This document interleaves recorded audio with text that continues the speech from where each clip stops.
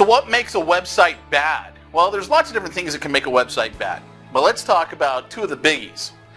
The first element, if you will, that makes a website bad is that there's no point to it.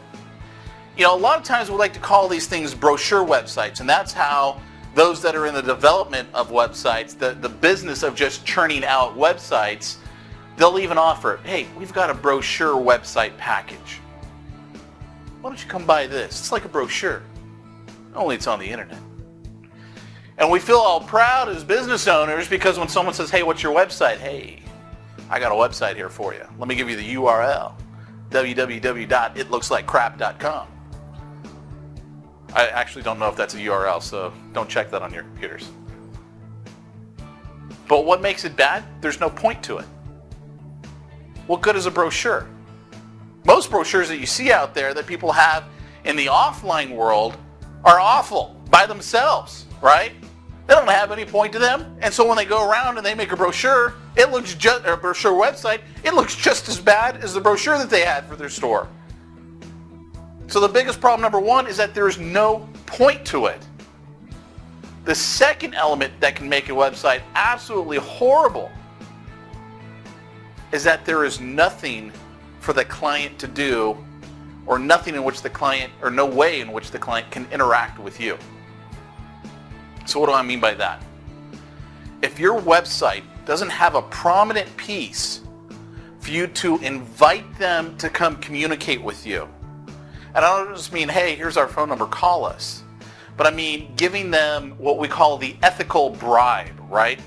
The ethical bribe is where simply you say, hey, look, if you give me your name and email address, I'm going to give you this free report on, I don't know, how to grow weed in your garage.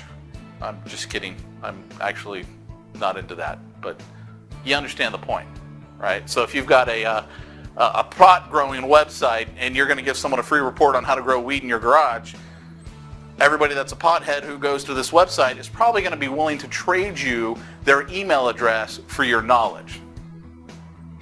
And so one of the great sales trainers of our day, a man by the name of Eric Laughlin, I worked for him years ago.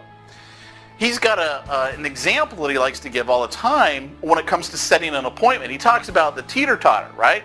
You got to understand that in the mind of your prospect, there's this teeter-totter going on, and on one side is time, and on the other side is value. And so when you call them up and you say, hey, I'd like to set an appointment with you, and they go, I don't have any time. Okay, well, I understand that, but let me also ask you this. We've kind of got a special going on at our company this week, and if you're willing to set up an appointment with me and spend half hour with me, I'm going to give you a crisp $100 bill. And there's absolutely no obligation. You don't have to buy from me. You don't have to do anything like that. I just ask that you give me a half an hour. All of a sudden, has any time opened up for you? And what do people do? Oh, yeah, sure, I'll give you a half hour. Shoot, bring that $100. Nice, crisp $100 bill. I'll give it to you. Half hour, no problem. Right? Because in the prospect's mind, the teeter-totter went from half hour, $100. It's fair trade. The same thing is going on your website. People are not willing to just give you their email address for the fun of it, because they know that when they give you their email address, you are going to contact them. They know that for a fact. So you've got to have that teeter-totter in mind. They're thinking email address. You've got to show them the value. What is the value that I'm going to give you over here? And that's the reason why you want to give me a half hour of your time, or you want to give me, your email address. Make sense?